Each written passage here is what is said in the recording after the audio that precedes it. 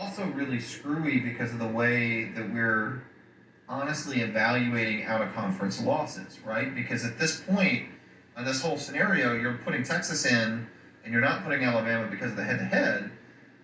But, it's also really weird because Alabama's only loss is to a top 10 team.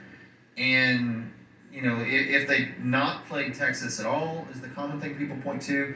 But even weirder, I think if they had played, I don't know, if they played a mid-tier team to where Texas wasn't the head-to-head, right? If they lost to the 25th best team in the country and Texas couldn't claim the head-to-head, suddenly then Alabama, you'd put them in over Texas because you wouldn't have that argument in your head. But because they played the better team and had a loss to a more difficult team that happens to be one of the ones ahead of them, it's like we're throwing out all the rest of the resume stuff altogether and saying head-to-head matters and that's it.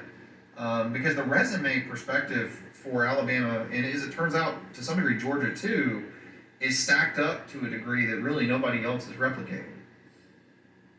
Yeah, if Alabama beat Texas, who would then have 2 losses and not be a top 10 team. If Alabama beat Texas but lost to Ole Miss, they would be ranked ahead of Texas and Oregon, in my opinion. So that's weird. Let's continue this thing where we make West Coast fans mad.